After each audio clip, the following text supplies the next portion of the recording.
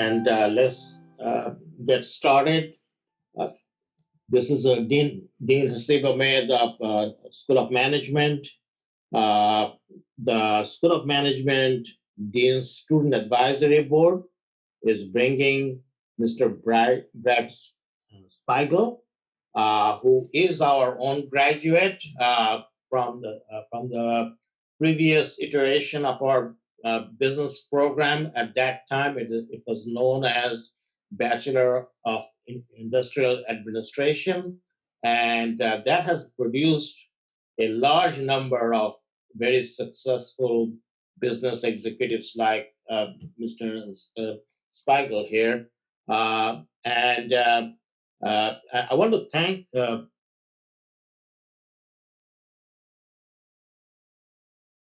board, Amanda Rodden, our office in charge in the School of Management, Dr. David Tyndall from the Advancement Office, and a number of other individuals, including my colleagues, the faculty in the School of Management, to make it a successful program.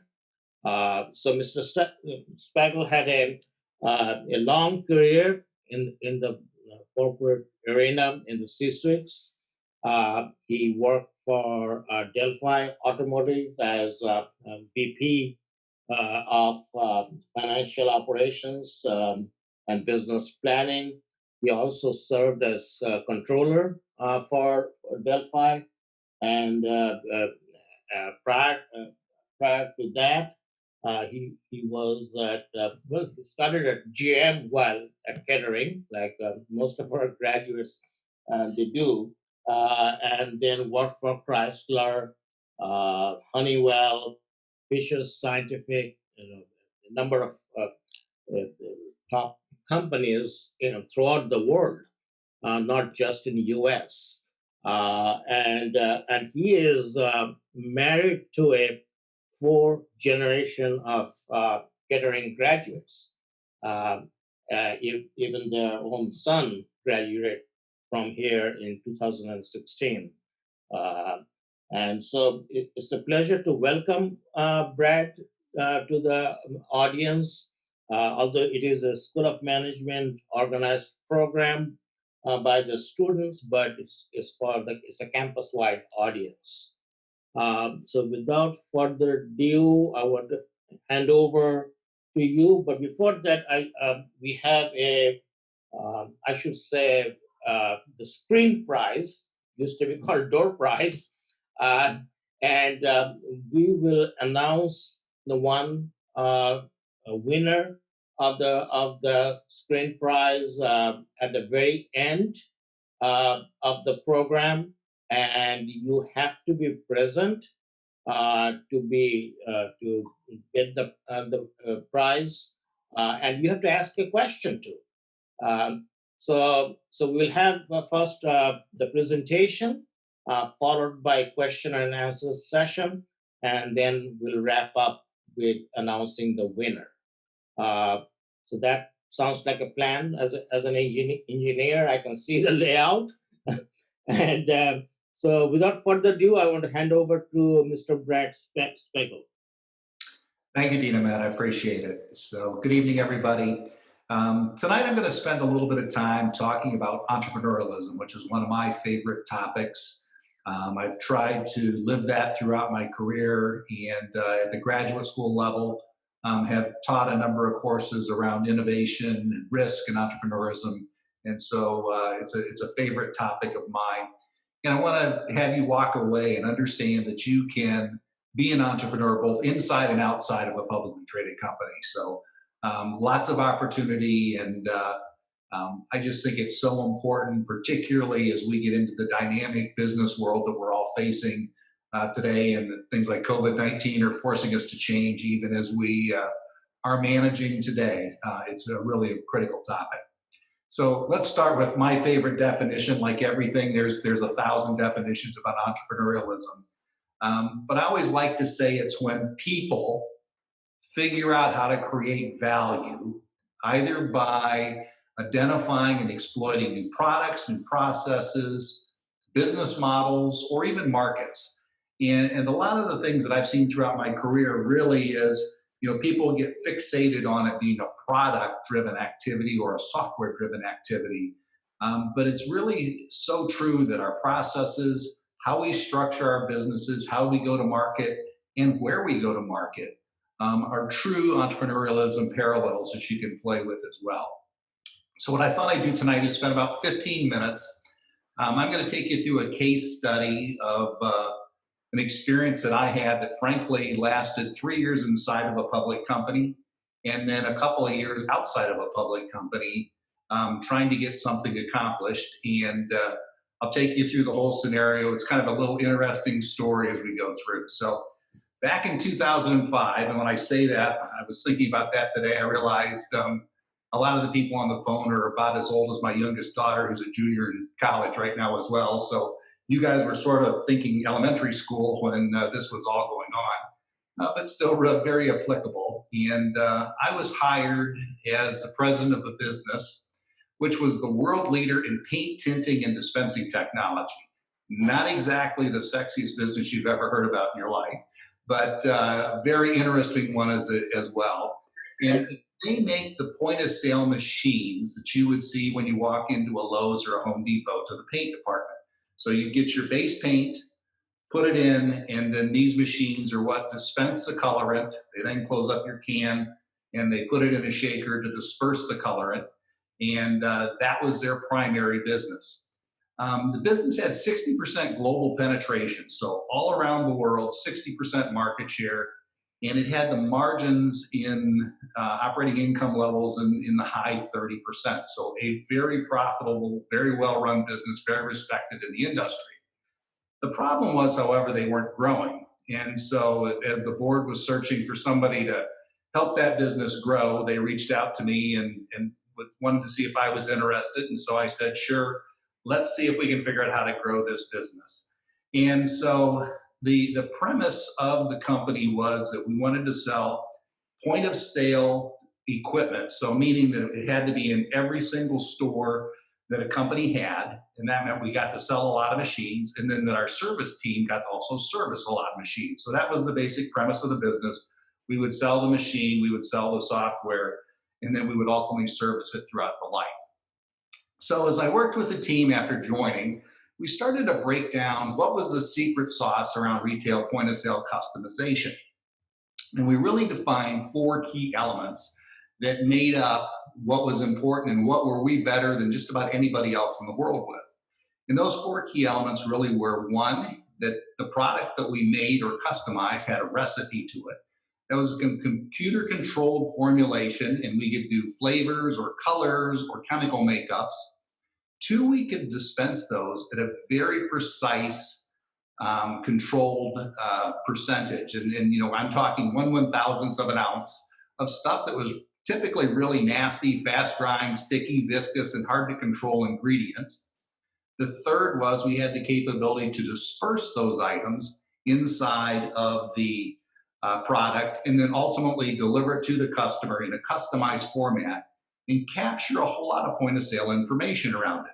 So if you want to think about our Internet of Things today that we're just seeing explode, this was really an early version of that where we could get all kinds of customer data and understand what they were buying, why they were buying, run replenishment cycles, and then ultimately also be able to understand the utilization of the machine so that we could schedule service for our service technicians to get out there and have a recurring revenue stream. So as we thought about that secret sauce, we started to say, okay, how are we going to grow this business? And it's just a competitive situation where you're not going to get much bigger than 60% global share. Our customers didn't want us to be any bigger. There were a handful of other players who played in different markets around the world who were our competitors for that technology.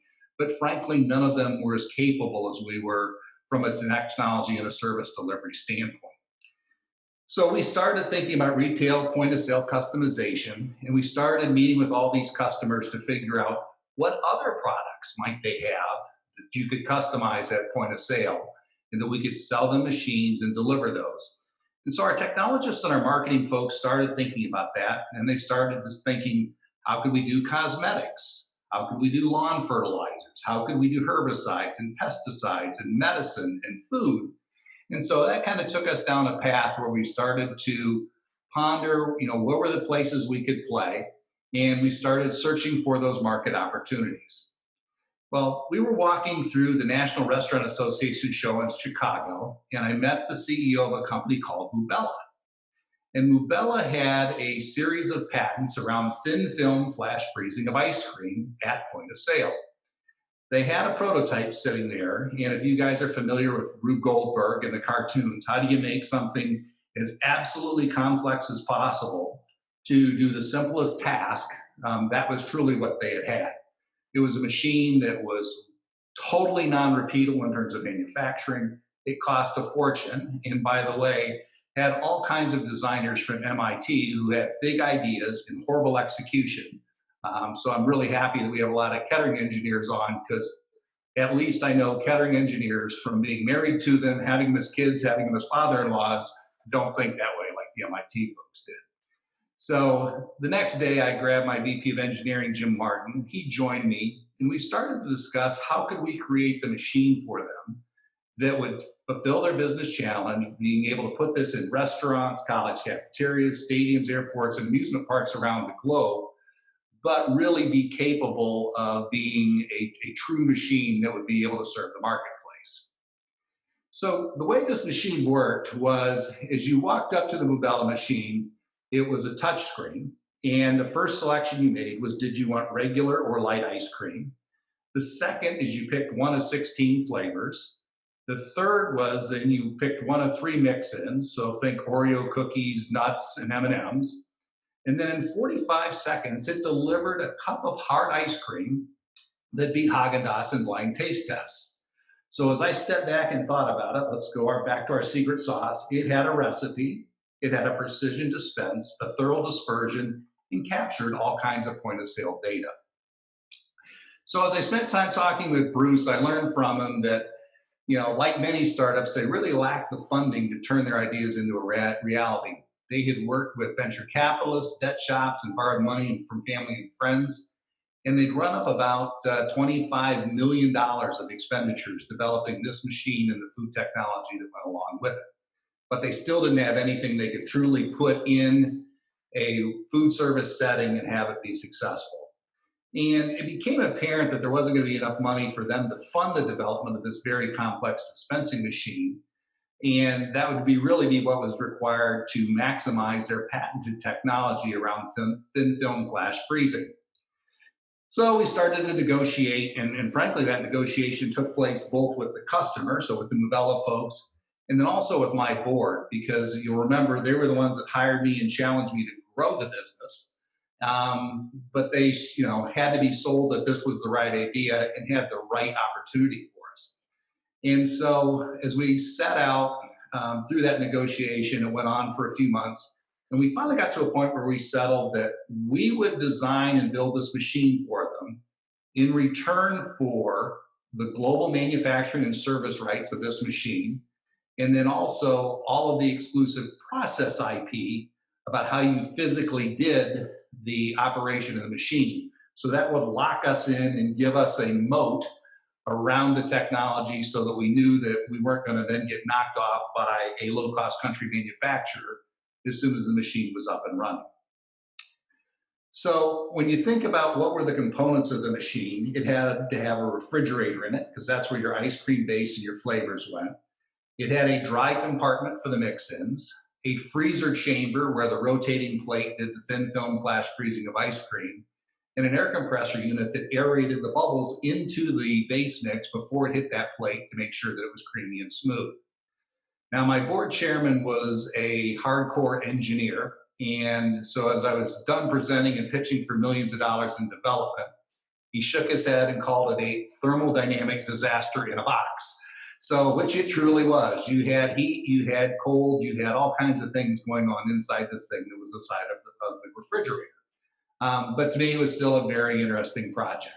So they agreed and that we could fund the project. We put people and resources to it, started forming a supply base. And then we went off and we built some of the first prototypes. And of course, like prototypes, they cost hundreds of thousands of dollars each.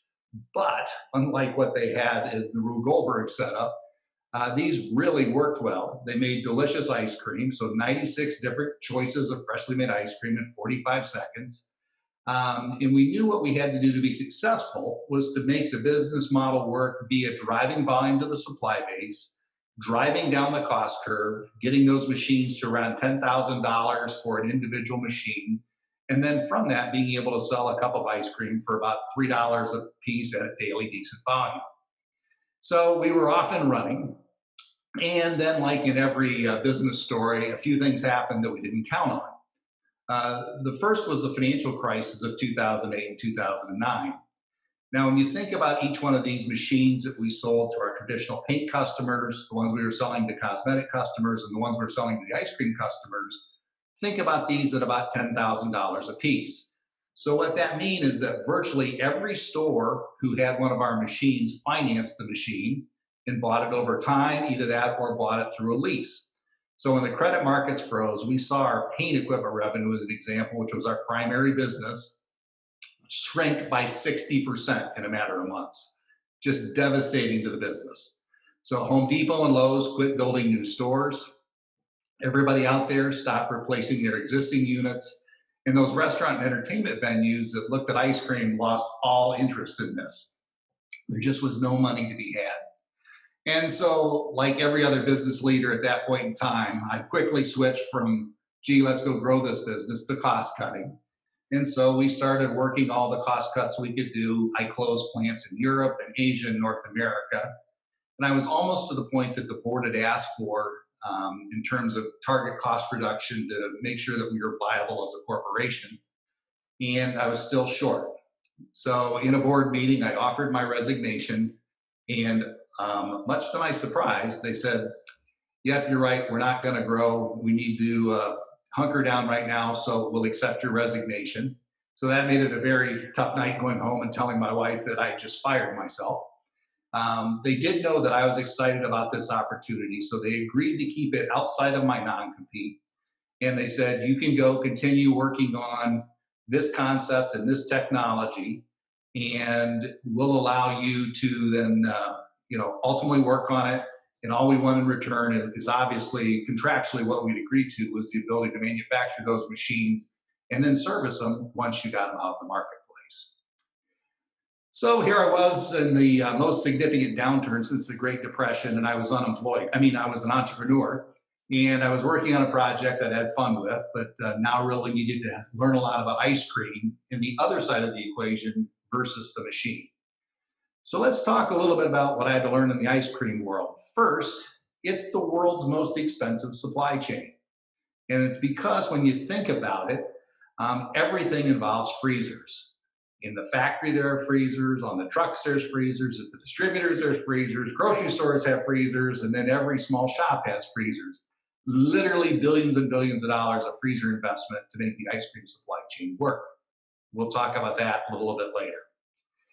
So I started flying back and forth from Chicago to Boston every week and was trying to help this startup, really create a business model that would allow it to get kicked off. By 2009, things were starting to loosen up a little bit. And so there was some hope that we could get the concept rolling. Now, some of the beauties that I didn't tell you about in the product were, number one, the ice cream base and the flavors that Mubella had created through their food science were aseptic. Now, what that means is they don't need refrigeration or freezers until you physically open the bag. That created a huge strategic advantage for us in the supply chain because FedEx and UPS, not a set of frozen trucks, was our distribution system. The mix-ins that we used, the Oreos and the M&Ms and the nuts, were basically scraps or the broken pieces from their production plants. So we basically got that supply for free. And then the machines were managed based on real-time customer demand, and they automatically every night downloaded what had been produced so we knew what was the replenishment on every single flavor, every mix-in, every base. And we also were assured from a food safety perspective that the machine had been properly serviced based upon the software and the checkpoints that we built into that technology when we developed the machine. So with those four strategic advantages in place, we really had the customer, out there, and they were loving the 96 combinations of flavor in our early samplings. They loved the fact that they got the dessert in 45 minutes, 45 seconds, not the 4 minutes, which was traditional of a Baskin Robbins when you walked in.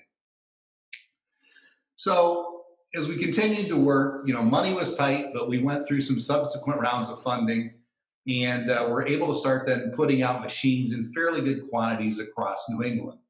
So we had college cafeterias at Northeastern, Worcester Polytech, Boston College, BU, and across the State University of New York system. We had places of entertainment like the Boston Aquarium and the Boston Garden, where the Bruins and the Celtics play. We had a local restaurant chain. And then hospital cafeterias were a great market for us as well. And then we started going into airports. So we were at Boston Logan as an example. We were at Providence, and we were in Manchester, New Hampshire. And it was really kind of after the first 100 machines got placed and really started taking off that people started to notice. And it was especially the traditional ice cream manufacturers. So the two biggest ice cream players in the world are Unilever, and they own Breyers, Good Humor, Ben & Jerry's. And then the other big one is Nestle, and they own Edie's, Haagen-Dazs, and Drumstick. And they started talking to us about the technology and the business model, and they were all interested in the concept and how we might go into business together. So at that point, I got to tell you, I was feeling a little bit of redemption that the concept that I'd sort of bet the farm on with my company wasn't so crazy, and that ultimately they may get a return on their investment for all the development expenditures that we made. So Nestle finally put a big check on the table, and that allowed all the investors, the partners, and the employees to pretty much get whole. I won't say make a lot of money, but pretty much get whole after all this development concept took place. And it looked like the vision was finally going to happen. So hundreds and hundreds of more machines were ordered, and the process of the products continued to get better. We're finally moving in the right direction, now 5 years into my involvement with this project. And around the end of 2010, I got a call from Delphi, and they asked me to come back and look at an opportunity to help re-IPO Delphi and take it back into a public company. Things were going well at the Mubella project, and frankly, I like making stuff a lot better than I like the ice cream business. Thought they were on solid footing, so I said, okay, I'm going to go on and go back to the auto industry. And then in early 2011, Nestle took full controlling interest in the company, so they bought everybody else out. And then shortly after that, a number of my teammates called, and they started asking questions about why were orders being scaled back, but I know what was happening. And then all of a sudden, machines were being pulled from some of those premier locations. Well, Nestle had decided, since they own the company now, it was too disruptive to the existing supply chain. And if they allowed it to continue, they would face billions and billions of dollars of write-offs for all of those frozen plants, trucks, distribution systems, and warehouses. So they took all the machines, pulled them all back, brought in a big car crusher, and literally crushed every single one of the Mubella machines that were out there. They own the machines, they own the patents, and they chose to shut them down rather than disrupting the traditional business model. So what I thought I'd do now is, Amanda's got a couple-minute YouTube that Forbes did on us, just so you can see what the machine looks like, and then I'll get into some takeaways about the learnings and entrepreneurialism as we work through that project. So Amanda, could you show that short video for me, please?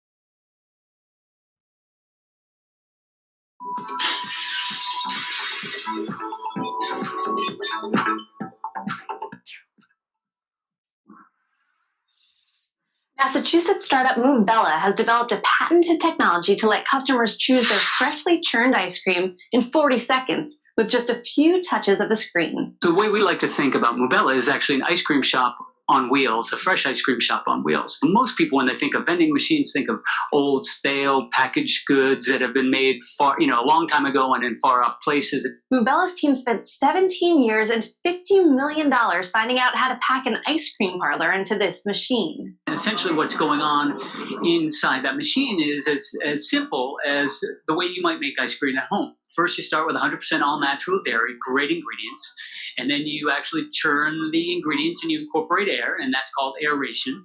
And that's really important because that helps form the air bubbles that are important to making ice cream. Customers can choose from one of 96 different ice cream combinations: light or premium, cake batter with M&Ms, vanilla with cookies, butter pecan. The list goes on.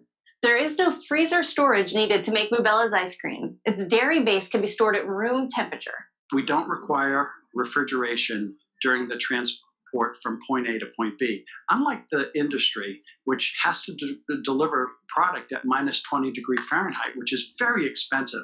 Mubella's team thinks this 10-foot machine can replace all the trappings of a traditional ice cream parlor, and that customers would rather touch a screen and serve themselves. I like watching the machine. I like anything with touch screens.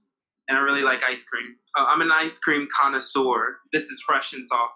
Mubella sells its patented technology, the ice cream ingredients, and the machines. Northeastern University's campus is the second machine in service. But by early 2010, the company plans to add about 100 more throughout the Northeast. Bring Mubella to consumers and food service operators on college campuses, universities, hospitals, rest stops, museums, zoos, and everywhere else. Mubella will charge these companies $400 per month to lease the machines, and then will charge for the ingredients. They estimate that a food service company can make about 60% in gross profit when they sell the ice cream for about $2.85 per scoop.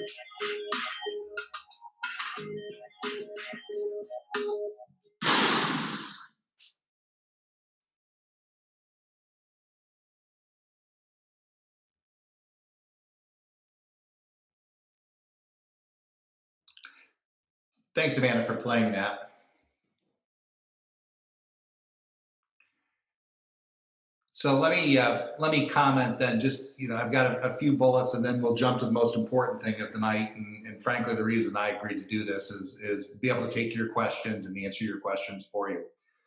So over those 5 years, a clear takeaway to me is you can be an entrepreneur whether you're inside of a corporation or whether you're working for a startup, and it's actually a fun thing to do in both places.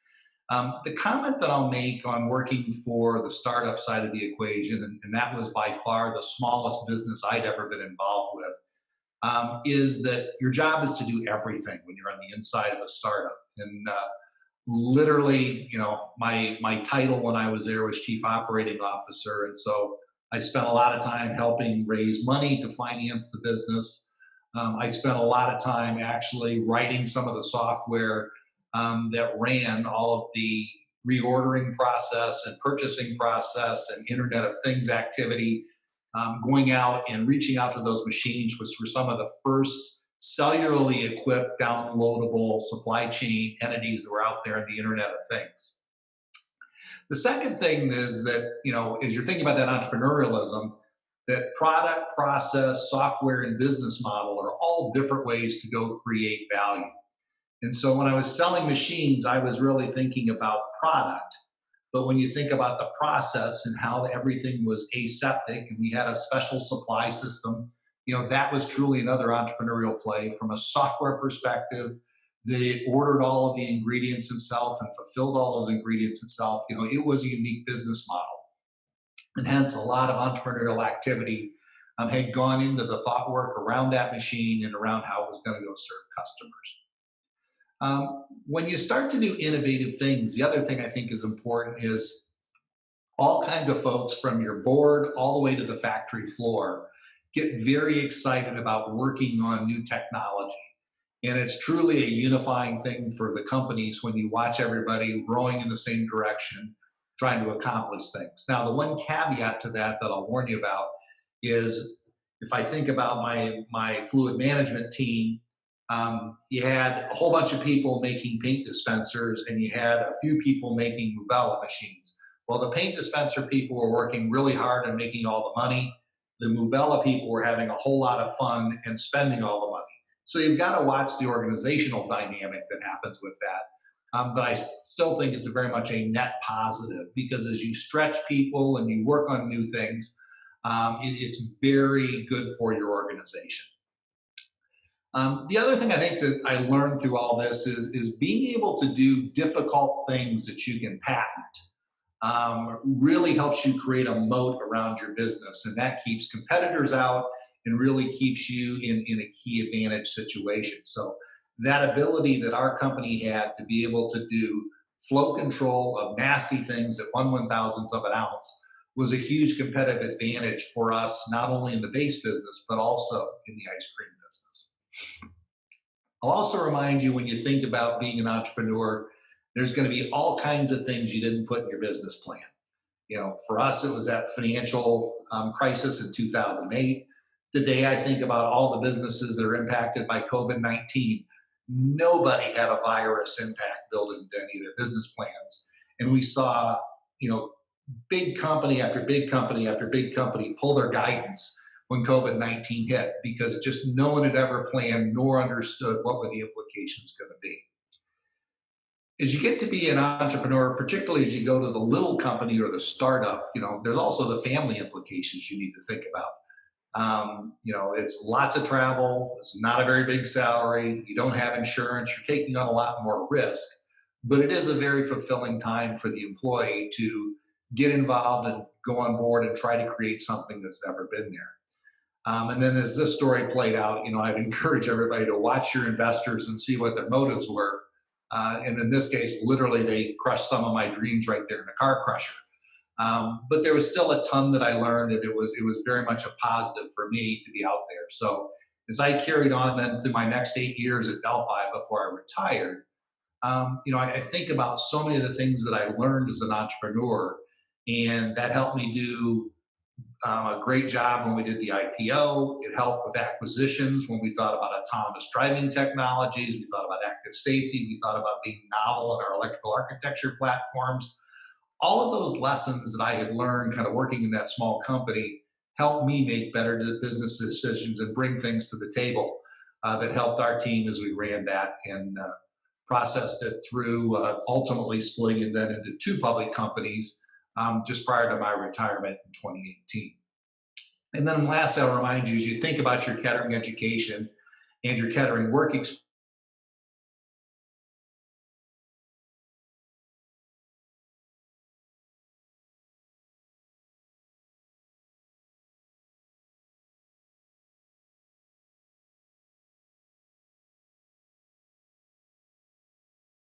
a little bit. So with that, let me open it up to questions, and I'll be happy to do my best to answer those for you guys.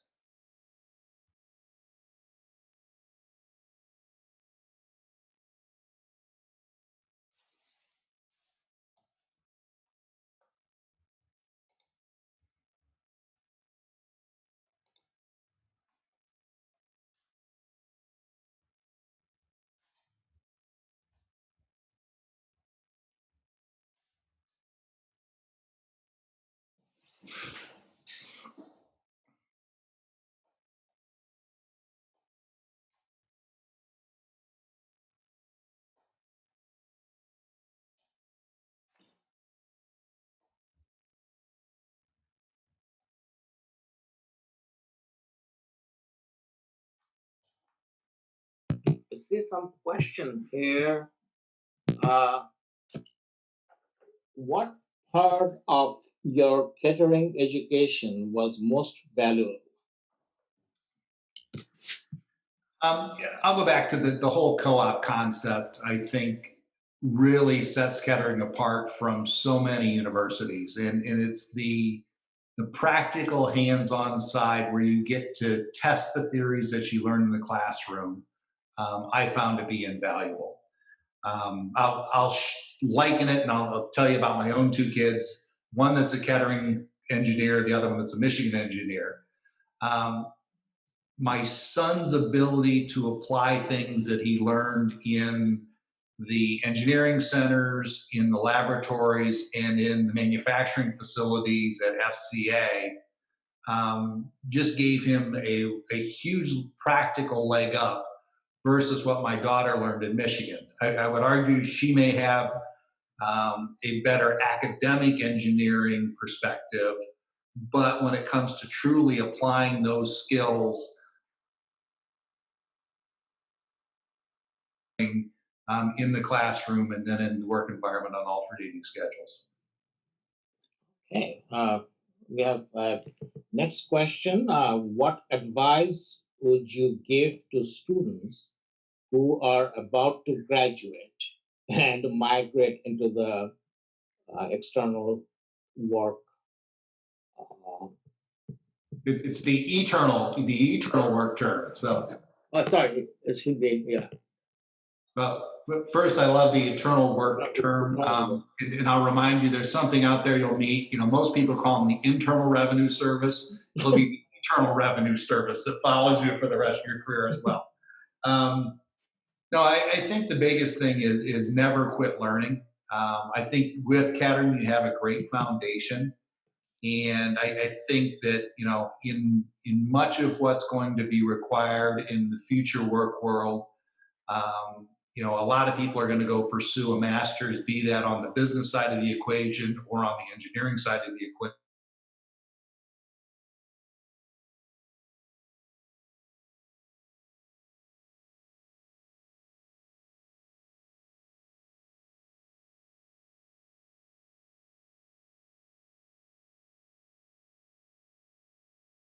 You'll be able to add more value to whoever you're working for then at that point in Okay, time. and you have done the same thing. You went to Chicago booth to get your MBA. Mm-hmm. So I think the students would be able to relate to that. Next question is coming from Jeff Skeja. So he's saying, "Hi, Brad. I really enjoyed hearing about your story.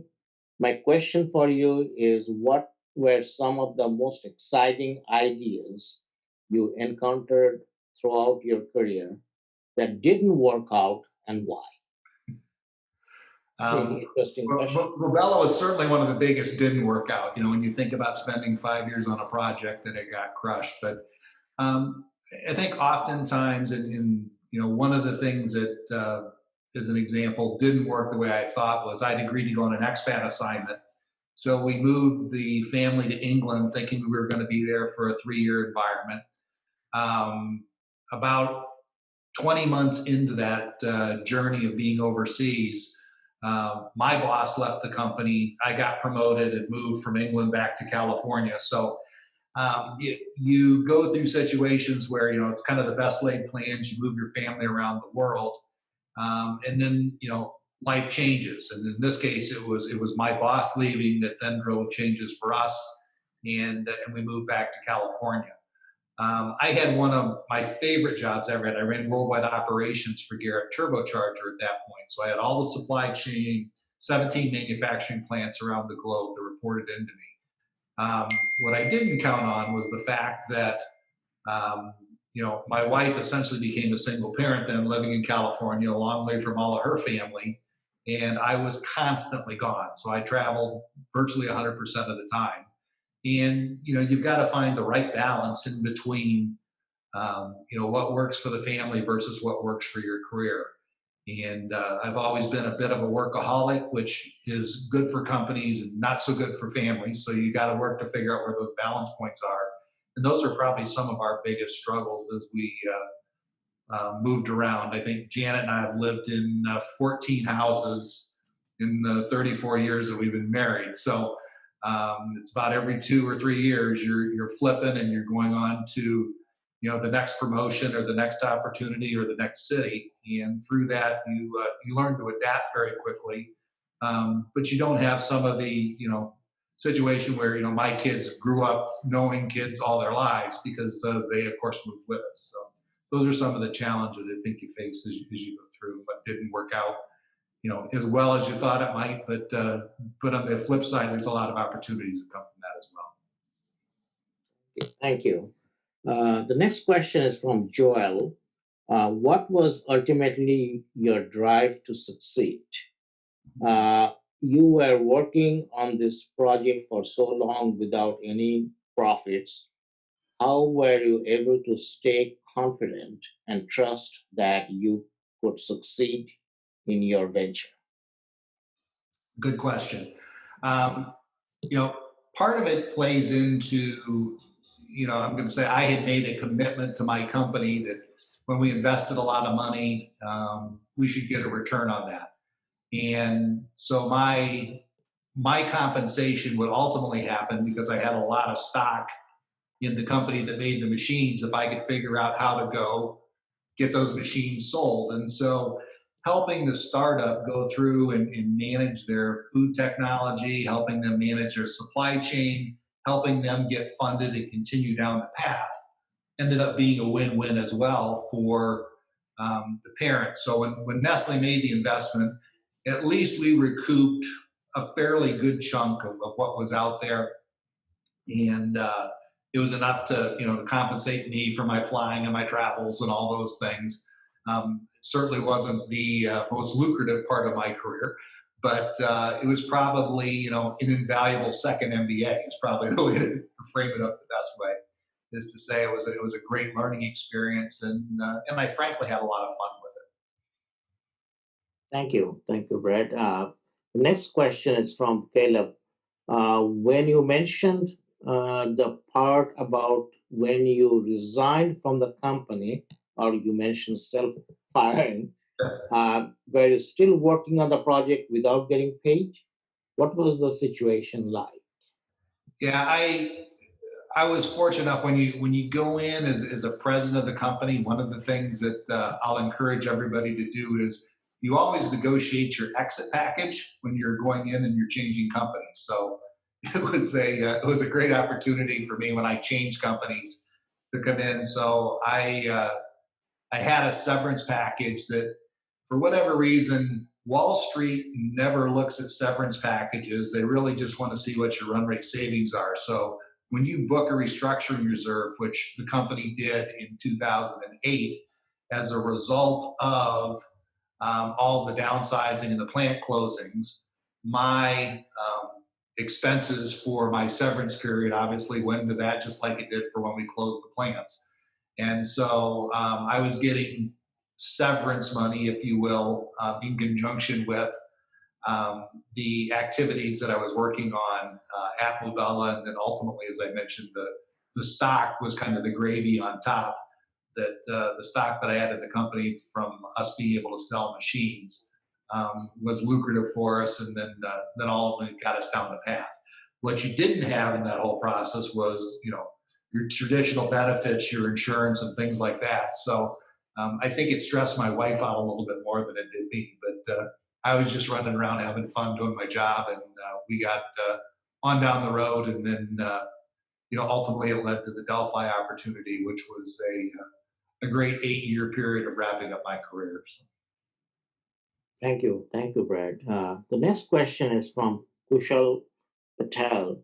What was your biggest takeaway lesson coming out of the 2008 recession?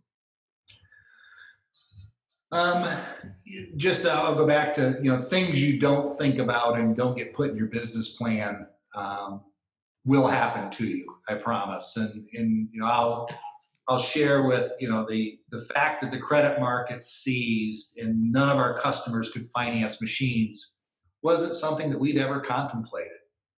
And it just totally changed how you as a business had to perform, how you had to think about contingencies. And I joined Delphi in 2011.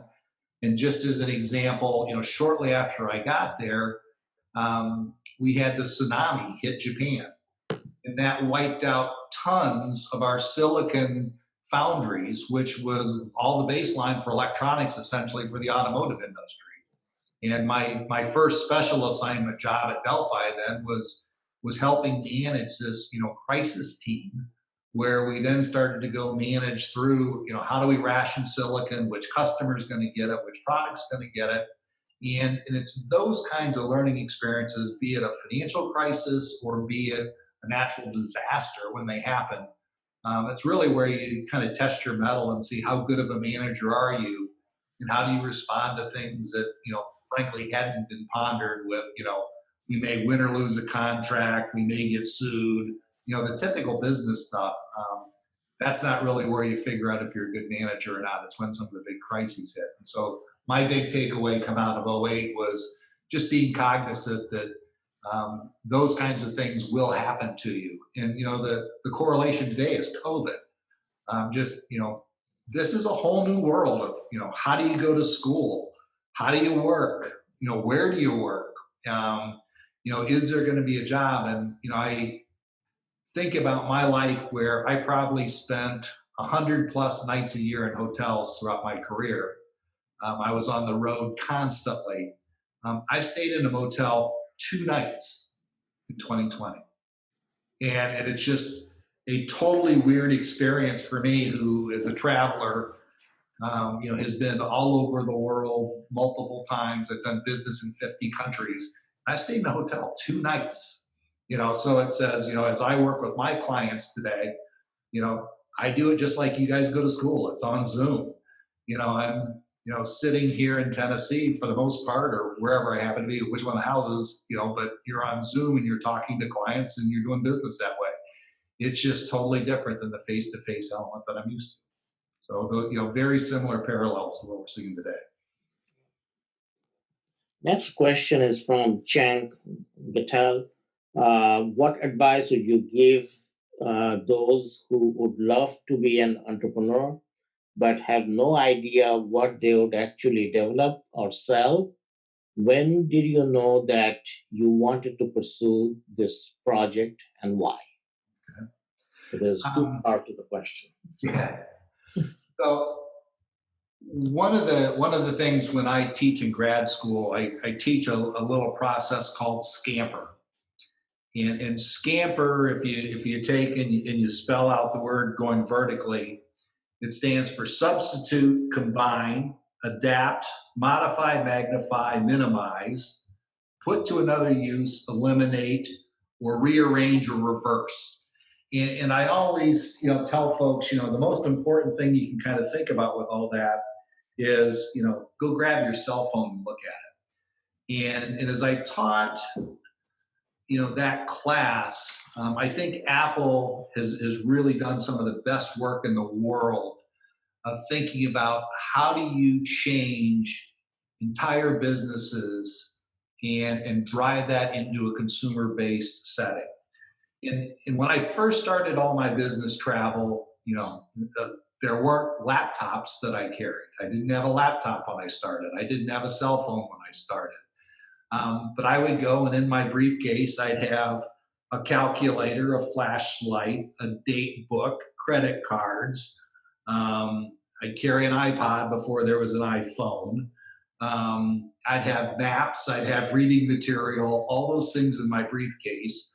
I'd have the list of places I was staying typed up by my secretary with all the addresses that you had to go hand taxi drivers. And today, when you pause and you say, okay, now it's time to travel, where is all that information? What's all there?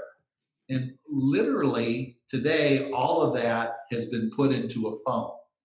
And so you think about the tasks and those things that used to be part of your life that today all get shoved into your phone, plus so much more, and how, really Apple has gone from being an electronics company to a media company. They own the world's biggest music library. They own one of the world's biggest TV libraries. They're now sitting there, and with this on your wrist, they're managing your health. They now integrate you through the whole Apple One format, and they're pulling all of those services with content together with the technology that they make. They really create a very neat environment for all that to happen. And I think, that's but one example, is to go take that and look at it.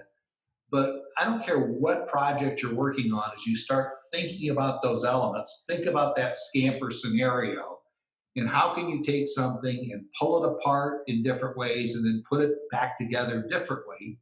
And when you do that, you'll start to identify here's places that play out where you can create new market niches, and then find one that tickles your fancy and go chase it. And as I say, we took things as boring as a paint tinting machine, and we were working with Aveda selling cosmetics, where a lady would come in, they would scan her complexion, and we would color cosmetics for Aveda that matched that lady's complexion and face.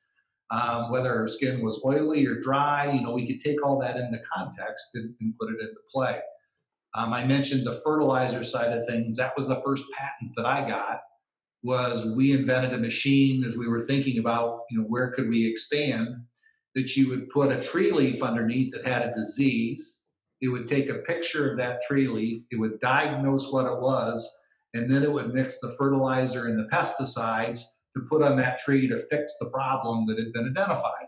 So you start to think about, let's take that secret sauce, the recipe, the high precision dispense, the disperse, and the point of sale technology, and where all can you apply those things?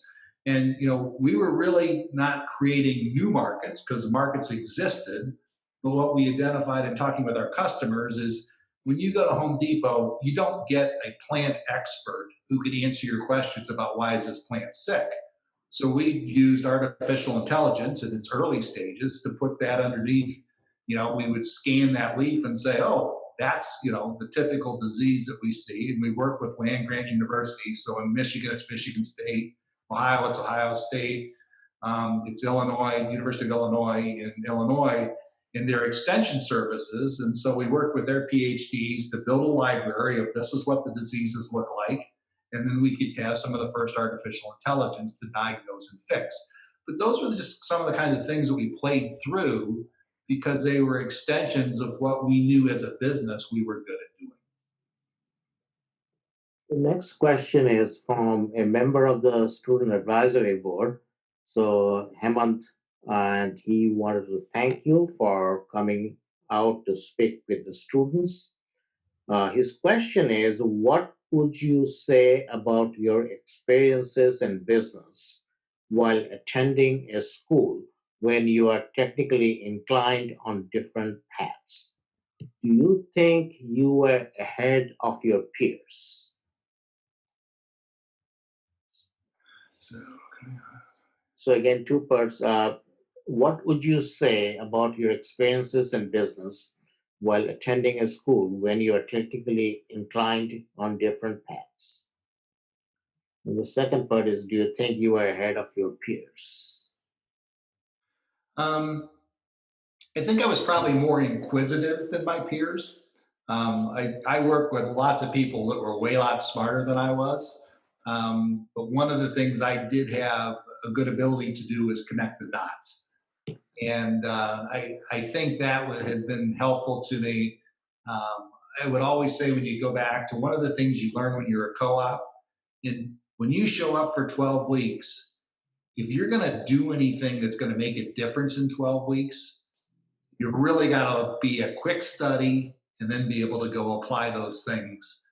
And I'll look back to the co-op experience, and then so many times when I changed jobs, you'd hear people, you need to be up to speed within 6 months so that you know what you're doing running this business.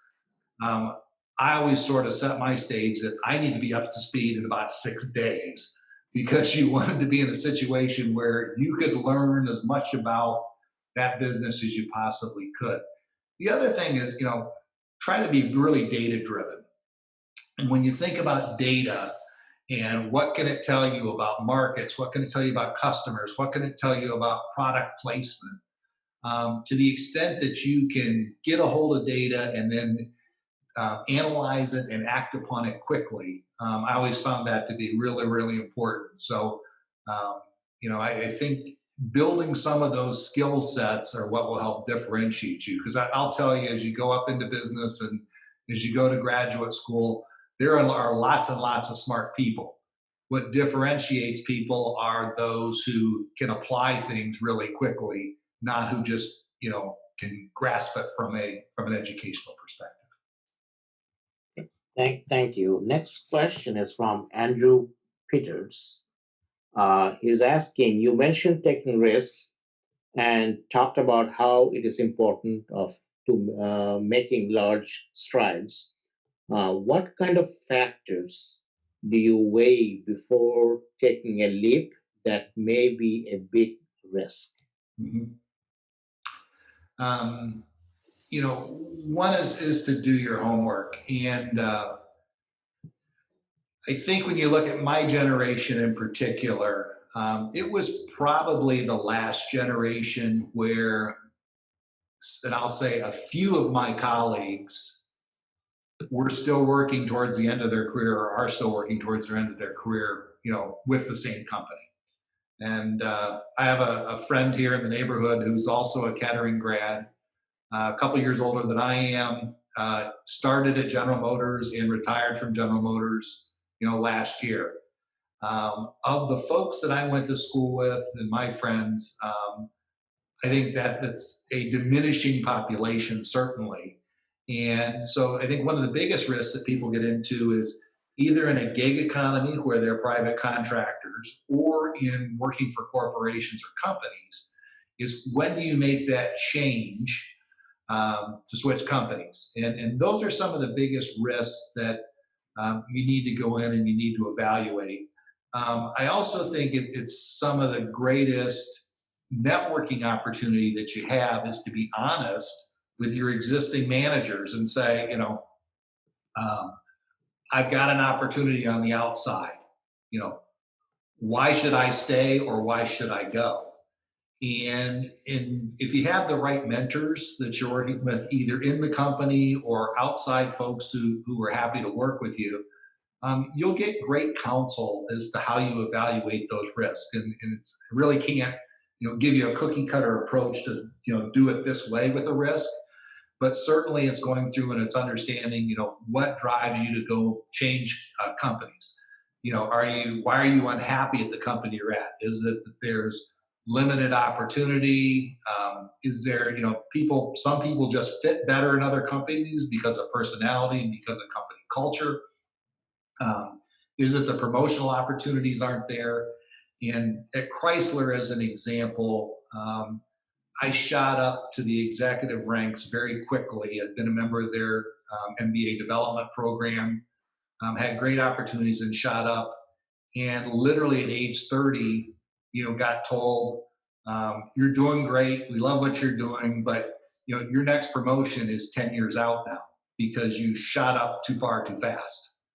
And, at 30, I wasn't ready to, accept that as an answer. So I reached out to a mentor who I had worked for at Chrysler before just to kind of get some counsel and ended up changing companies. But in the process, spent a lot of time with the folks inside of Chrysler, talking about, what could I have done differently? What could they have done differently? And I really think it helped create a path where, over time, I saw some of my peers who were also doing really well in the company continue to do well because they realized if we don't change as a company, we'll lose some of the people we wanted to keep. Now, for me, taking that risk and changing, I think was one of the best things I ever did. Got into the Allied Signal Honeywell environment, and that, gave me a chance to, be a CFO much earlier, to run a operation, be a plant manager, to go and, run worldwide operations and then be a business leader. And I think, being able to do that in a smaller environment, we were a $1.5 billion organization instead of, $100 billion organization. But being able to do those at an earlier age, helped teach me a lot of things that I learned that, helped me later on in my career. Thank you. The next question is, what would you recommend students do during their co-op to help them stand out and succeed? Along those same lines, are there any opportunities and or networking you recommend? This is regarding the co-op experience. Yeah. One of the things that I found to be a challenge, particularly at Delphi, because we had moved so much of our manufacturing footprint overseas was a lack of opportunity for our young people to get in and spend some time working in plants. It isn't the most glamorous job you're ever going to have, but it is the foundation of the manufacturing backbone that's so critical that people do. So one of the things that we did at Delphi when I was there, we started up again the MBA development program. The CEO of Delphi, Kevin Clark, and myself had both gone through Chrysler's program. And so the two of us sponsored the restarting that back up. And when we brought MBAs in, we told them, okay, you're going to have 3 jobs in 3 years, and one of those jobs is going to be in a plant, and one of those jobs is going to be overseas. And so what we did was we forced the international experience and we forced the plant experience, which is not what a lot of MBAs are jumping up to go do. They all want to do M&A and they all want to do strategy, but they don't want to go, work in a plant controller's office. However, I can't think of anybody that walked out of the program that said, gee, I wish I hadn't been at a plant, because every one of them learned so much. So if you get that manufacturing or that gets your hands dirty opportunity as a co-op or early in as a development program, go do that. I'll tell you, my son Ben would tell you that some of his greatest learnings took place when he was in an assembly plant or when he was in an engine plant, in terms of the assignments that he had. And, yes, later on after he graduated, he worked in strategy, and now he's in a general manager's path post-MBA at a different company. But those plant experiences are really critical, in my mind, to help you develop if you're going to work in a manufacturing environment or in a company that does that. Likewise, if you're in a software business, go spend time in programming. Get to whatever the core foundational inputs are of that business, and that'll be very helpful to you. In terms of networking, certainly I think, it's harder in a Zoom world now to be able to network with some of your peers at work, but, spending time in and out of the office with people, getting to know people, and building those connections is really important. When I look across my career, there are several people that I've worked with in a number of different companies. And when you build credibility and you build trust amongst your team, that's what makes your phone ring to open up opportunities. So as I mentioned, Kevin Clark and I were MBA summer interns together at Chrysler. We both worked at Chrysler together in that program. Kevin was my boss at Fisher Scientific when I was the corporate controller at Fisher Scientific. And then Kevin and Ron O'Neill, who was the CEO at the time, were the 2 guys that called me up and said, will you come to Delphi? But it was because you had built a track record with them. And, it was somebody, they said, when it comes to, managing difficult things, they had a confidence that you could bring to the table some of the skills that would allow you to do that. So, having relationships is critical. I'll go back to, at Garrett Turbocharger, our vice president of product development came and worked for me at IDEX, which is where the whole Mobella project came place. He was my European general manager for me and worked for me on the IDEX side, and was really at the forefront of, doing the whole cost reduction when we had to cut back in 2008, things like that. But again, it was somebody I knew had great technical expertise, but also management expertise, and could go do those things. So those relationships are important. The other place that I found a lot of things is when you can get involved in some of the specific organizations, be it like SAE, you're just meeting a lot of people across the automotive industry.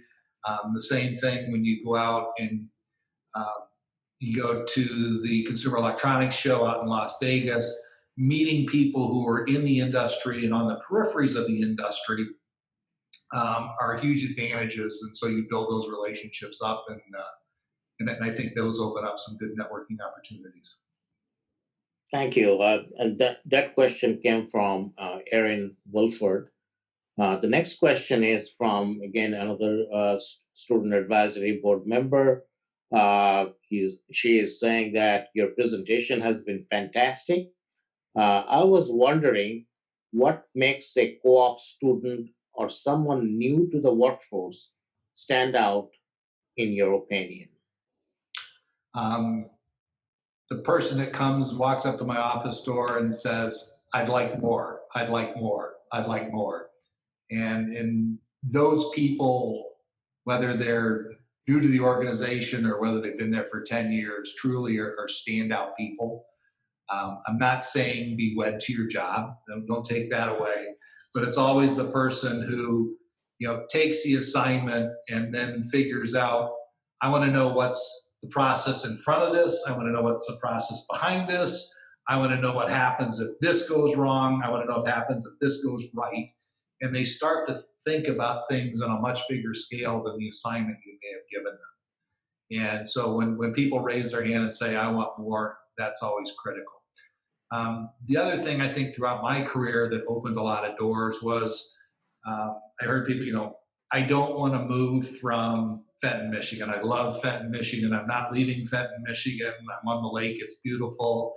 And that's a choice that people make for their career and for their family and things like that. And that's not a wrong choice, but it doesn't open up the same opportunities as, we have a mess in China. Who would like to go fix it? I will. We have a mess in, the Czech Republic. Who'd like to go work on it? I will. And when you jump into problem situations in places that there aren't lots of people lined up to go, and you fix them, those are huge accelerants in your career when you go take those opportunities. Thank you. The next question is from Crystal. She's asking, first of all, she's thanking you for taking the time to speak to us tonight. And the question is, how do entrepreneurs convince companies to invest and trust in the value of the product or service during economic hardship?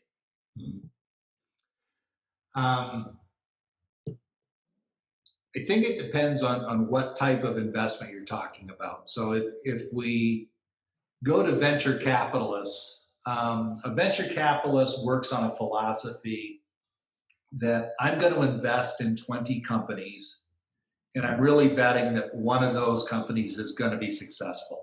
So they're dang near a gambler, and they're trying to figure out, can I pick 1 in 20? And so they are easier to raise money with. Some of the debt houses where they charge very high interest rates are playing a similar game, but they probably only need to have 5 companies or so that they're playing with, because they're charging 30% interest, really usury type interest rates, and taking big stakes in the company to be able to go and fund those things. I think where you get into the convincing side really is I'll go back to the Mubella basis that we talked about. Me going in front of a public company board and saying, in the context of my few $100 million revenue base, where I'm making, 100 to 150 million of operating income, I want to take 40 or 50 million dollars of that and create something that we've never done before. And, in my case, it didn't work the way I had originally proposed to the board. I hadn't planned on what was going to happen in 2008. Mubella hadn't planned on what was going to happen in 2008. And nobody certainly had planned that, in getting this excited partner called Nestle coming along, that their ultimate goal was to close the company because of the inherent risk it had to their base business. So, I think those are more where you do your convincing, though, is like I did when I went in front of a public company board of directors to pitch for that money. It's also part of the reason I spent 2 years, trying to make it as good as I could make it. And as they say, we got, at least a little hole. We certainly didn't create the value that we wanted to create from the project, but it wasn't a big write-off either at the end of the day. So part of that is just, trying to do your best to, make your commitments, even when it didn't work out the way you thought. Next question is from Alison Hurley. Awesome presentation. Great to hear about your experience. Looking back, is there anything that you wish you did differently, or do you have any regrets?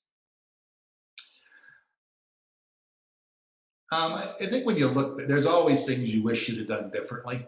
I think, when I look at my career, the biggest regrets I have are probably the impacts that my career had on my family. So, I look at, Janet graduated a year after I did out of Kettering, and she worked for 10 years before she retired. And that's also when our second and our third one came along.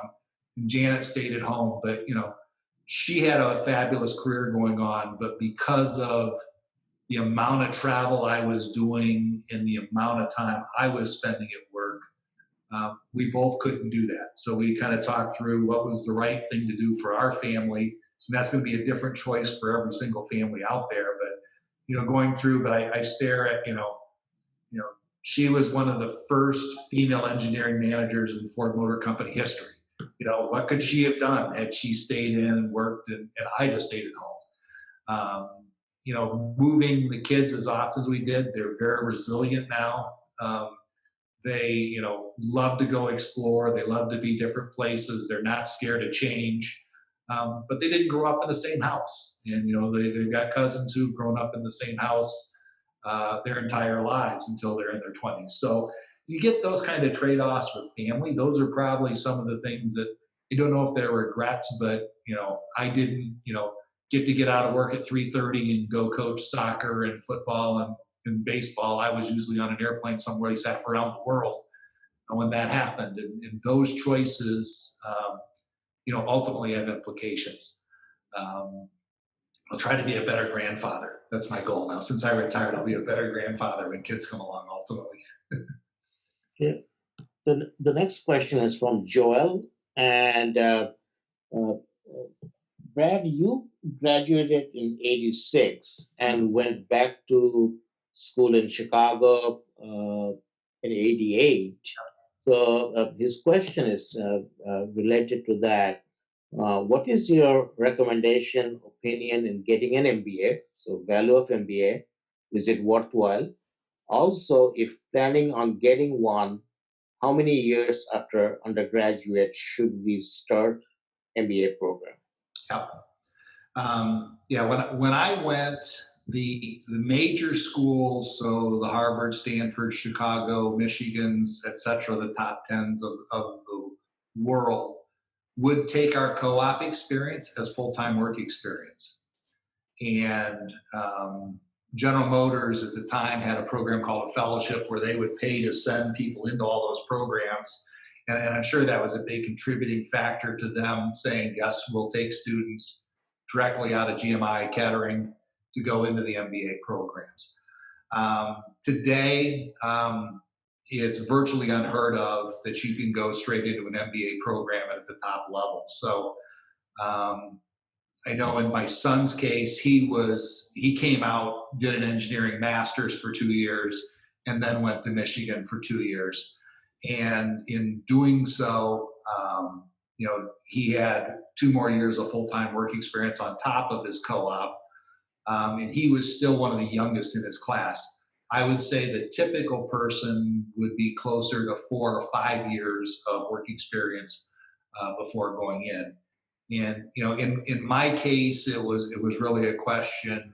Janet and I had met at Kettering. We were engaged when I graduated, and frankly, we were thinking about I don't want to wait 2 or 3 years until kids come along and stuff like that. We wanted to get on with life, and so I went ahead and moved to Chicago, did the MBA, and then commuted between Chicago and Detroit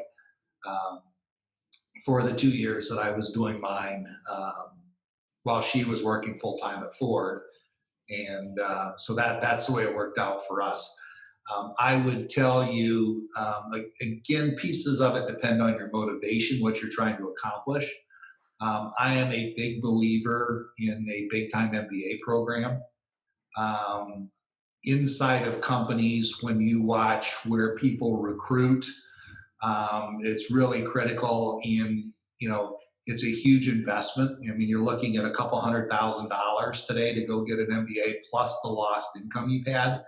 But from a compensation perspective, day one in the door out of a big program, you're making in the neighborhood of 70 to 100% more than you made when you started, from an engineering role or something like that. So it's a big differentiator to start, and then throughout your career, frankly, it only gets bigger.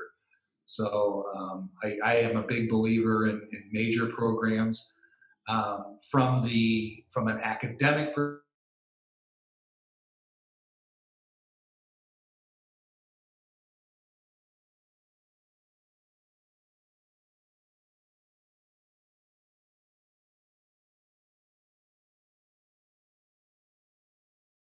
they promote people and look at people for succession planning. And the next question is also another member of the student advisory board. He's thanking you for sharing your story with us. Looking back on your experiences as the president of a company during the 2008 recession, is there anything that you wish you did differently as you led them through the crisis? Yeah, it was interesting. I read an article today, and it was talking about COVID and specifically how it did affect businesses. And the fact that the payroll protection program came along for a number of smaller businesses, and that there was government infusion to help. And one of the things that we saw between the COVID environment and what we saw back in 2008 with the financial crisis is that the money to help businesses came sooner and it came bigger than we'd ever seen before in our lives. So the actions that the Fed took were quite significant. And, I wish that would have happened back in 2008 because, a number of the plants that we closed and the capabilities that we cut, were decisions that we didn't take lightly, but they were decisions we had to make to protect the overall company. But I think we would have been a better company today had we kept some of those resources and some of those capabilities longer than severing them back at that point. But I think, just the fact that the government even learned from the activity and said, we're going big and we're going quick to get money. Now, the article went on to say that a lot of the businesses that got payroll protection still failed. Now, part of that is, if you think about, I mentioned the hospitality industry and, the number of hotels and airlines and amusement parks and cruise lines and restaurants and bars that are just getting hammered today, and that isn't going to go away until we get the vaccine out there and get the cure turned around. You try to help as much as you can, but there's still going to be fallout from those types of things. And I think a lot about 2008 and that crisis period in the context of COVID today. And frankly, I'm glad I'm not sitting in my old jobs at APTIV or at Delphi and trying to say, what program survives, what program goes away, because those are really difficult decisions in light of the environment we're facing. That question was from Tyler. The next question is also from a student advisory board member, Andrew. His question is, in creating startups, how long did it take you to break even? Also, what was an acceptable ROA running your own business? Mm-hmm. The break-even situation, really is going to depend on the set of business variables that you're dealing with.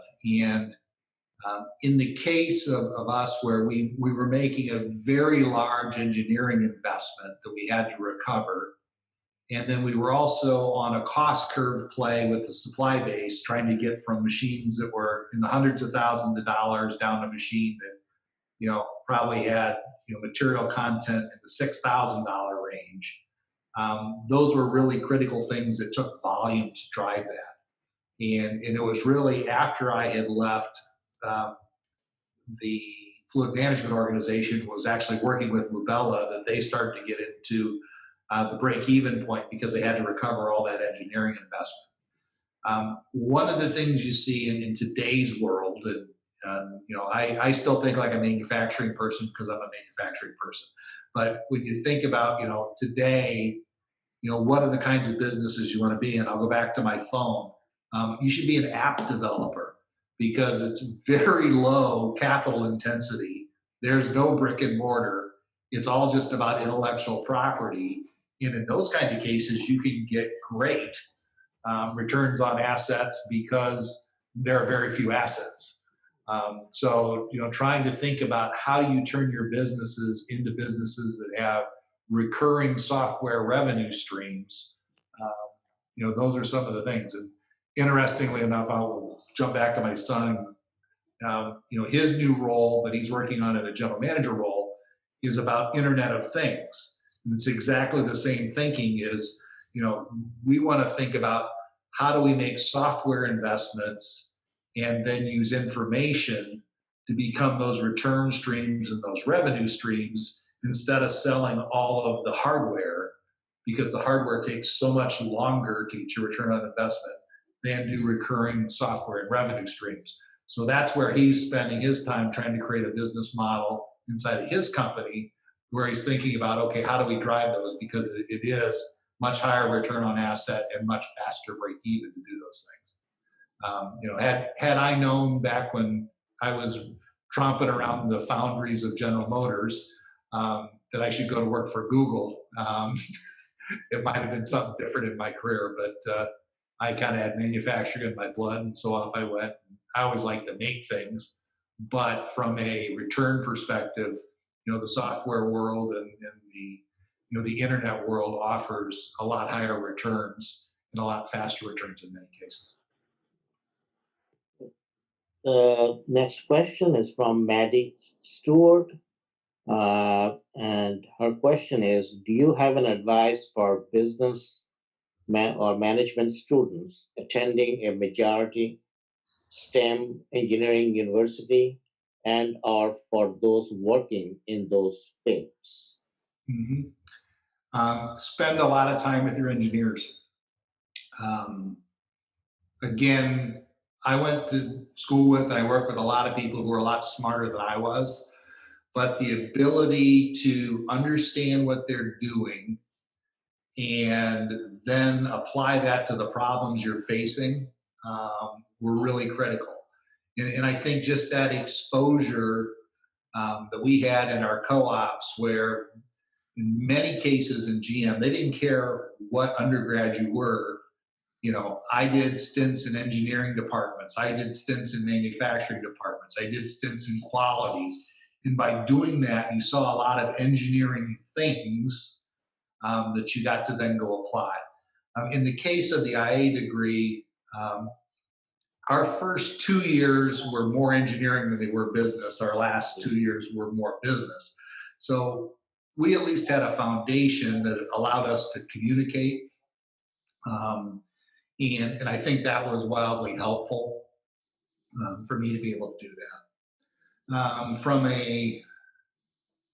Just looking, in going and working in those fields, I also think Kettering gives you the benefit of the doubt when you show up versus somebody from, Oakland or Michigan State with a BBA, because they said, oh, you've been in a small, tight group of folks who do have technical backgrounds, STEM and engineering, and correspondingly, you've been in co-op experiences, which are likely with organizations who are respectful of STEM and engineering. And so I think that gives you a benefit of the doubt versus somebody that did, a summer internship with a public accounting firm or something like that, because you've been in the kind of places where those academic backgrounds are respected and also are utilized. Yeah, well, I mean, I think that is what our value proposition is from the School of Management. And the new management program, they all start with a course called IME 100, Industrial and Manufacturing Engineering 100, which is an interdisciplinary design course, along with all other engineering and applied science courses. So that's where they start. And also the concentrations are very different from, unlike a typical business school. So the concentrations are technology, business analytics, supply chain logistics management, sustainable solutions for business or enterprise, and innovation and entrepreneurship. So, so that kind of stands out on its own, rather than having an accounting or finance or management and marketing, those kind of majors. So that is a great question from Maddie. The next question is from Mahdi Chaudhry. There are many great business schools around the world. Which school would you recommend to get a MBA from? Kind of alluded to it in the previous question. I think it depends what job you want to walk away with.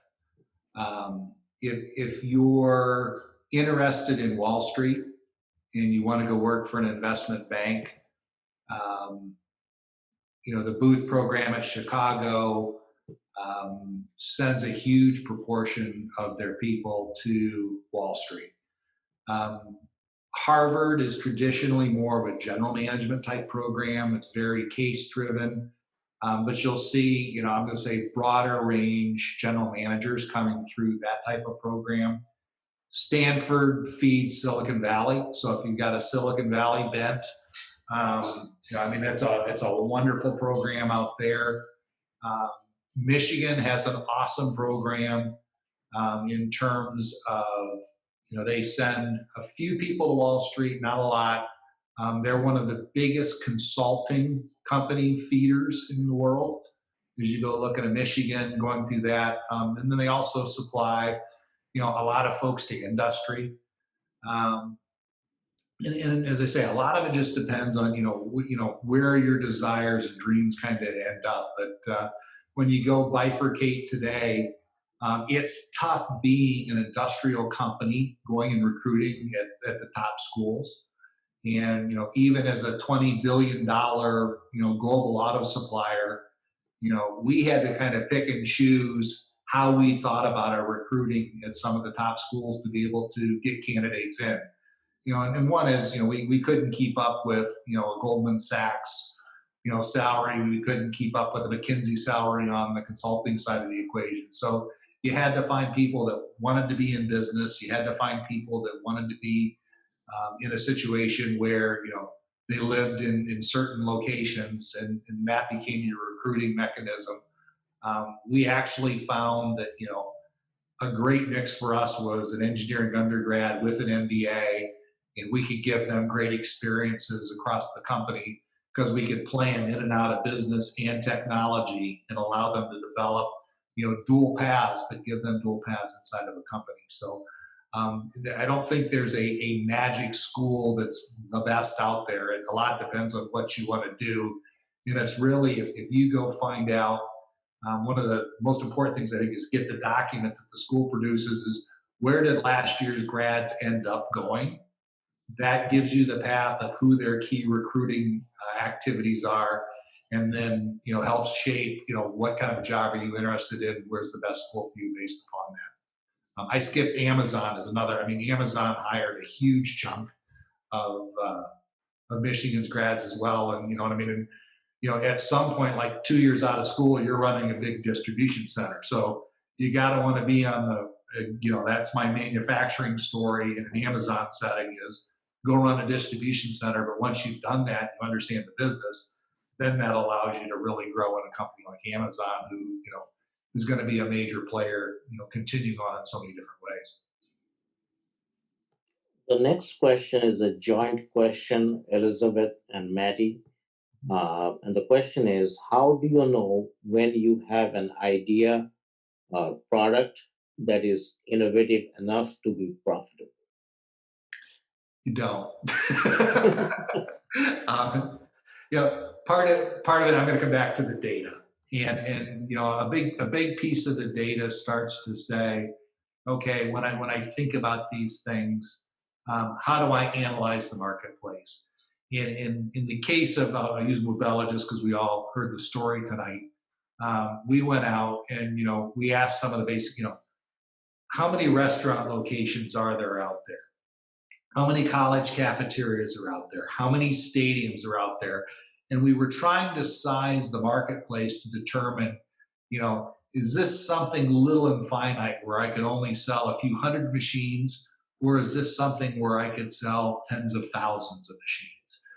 And the holy grail for Mubella would have been if we could have won at McDonald's. That would have been the holy grail. Now, that was in the strategic plan of how do you hit a McDonald's and put that kind of a machine in a McDonald's setting, just because, as we all know, they're at every exit up and down the highway, and they're on every other corner in the city. So being able to have that kind of placement would have been a huge advantage for us. But we never got that big to be able to do that. So we were playing to how do you get in settings where it's infrequent use, but when it is in use, it's wildly high volume. So that's where, like the Boston Garden, when the Celtics are playing, you needed 10 machines there that pumped out an ice cream every 45 seconds for every intermission, every halftime, every bit before the game, and every bit after the game. That was the kind of setting you needed to have. So it very different than a McDonald's where you'd have one machine for a restaurant, but all day long, was cranking out, every 15 minutes an ice cream. It was a different format. And so trying to use the data to understand where those opportunities played out ultimately got us to where were the right placement places.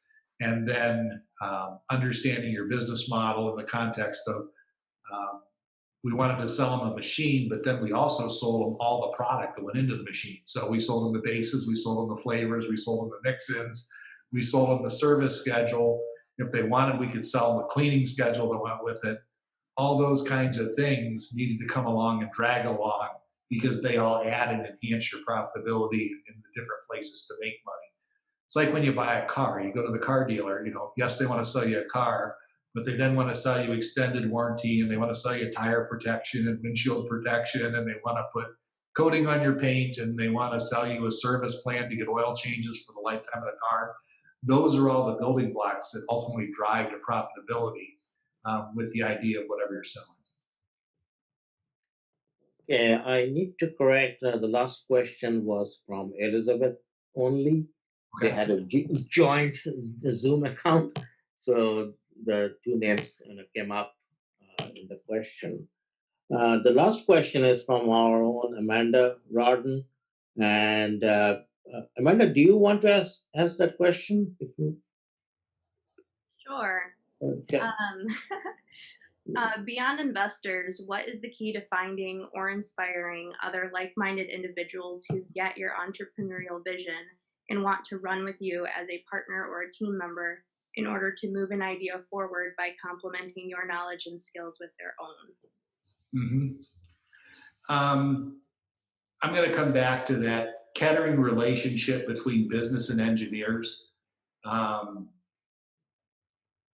the extent that you can take an idea, and like I said, when I saw this Rube Goldberg machine at the restaurant show, I grabbed Jim Martin, who was a really good yin and yang relationship for me. Yeah, he worked for me, but also a brilliant guy who, I started saying, I'm thinking this, and this, and then he sort of took it and ran with it and said, yep, that flavor dispenser really is a paint tinter.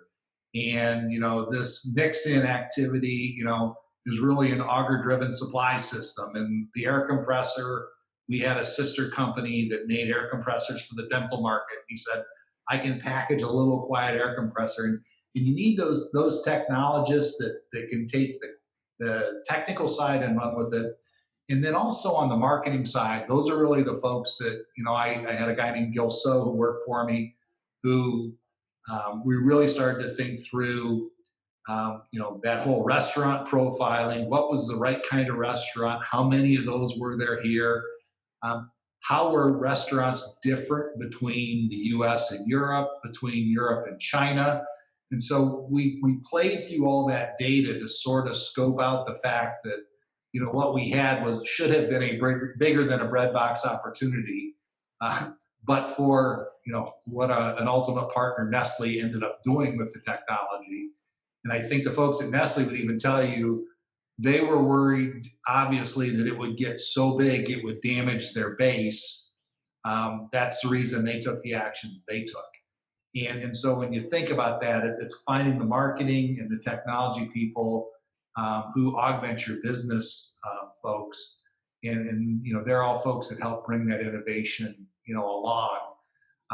Once you then can start telling the story about how big this could be, they say literally, our folks on the shop floor wanted to work on the ice cream side a lot more than they wanted to work on the paint side, even though it was the money loser at that point. It was, but it was the fun place to be. So just, kind of the hype that's going on inside of a company does a lot to pull that through and help excite people to work on it. Yeah, one thing I must say that the Kettering, it provides this opportunity of, the management business students working together with the engineering and science students, because at a larger campus that I went to, we, the engineering students, we kind of separated ourselves from the rest of the campus. We took courses all together, all engineering students in one section. So there was not that much of intermingling. And the campus was obviously pretty large, but that is very different at Kettering. And I think that's a big advantage. Yeah, I mean, that is definitely one of the big advantages. Yeah. That was the last question, and this is the largest audience we ever had, and we never had this many questions either. So thank you, Brad. Many answers, right? For one great answers, and I'm sure students could relate to it, and obviously it was you're very well prepared for the presentation. So that brings us to the last part of announcing the winner. And as I say at the beginning, that you have to be present. So I'm going to call the first name that was drawn from the name tags. So number one, Matty Stewart, the winner of this evening's screen prize. Is she there? She asked a question a few minutes ago. Matty Stewart, are you there? Yeah, I'm here. Okay, so you are the winner. Congratulations. Thank you. Congratulations, Maddie. Thank you. That's great. So that concludes our session for the fall semester. Our next event that the Student Advisory Board is planning would be on March 3rd. You want to note that, schedule that in your calendar. Again, some Wednesday at 6 p.m. And we also have another great speaker, entrepreneur, already lined up for that event. So thank you everyone for your participation, and stay safe and healthy, and wishing everyone a happy Thanksgiving in advance. And thank you, Brad, again. Thanks for having me. Happy Thanksgiving, everyone.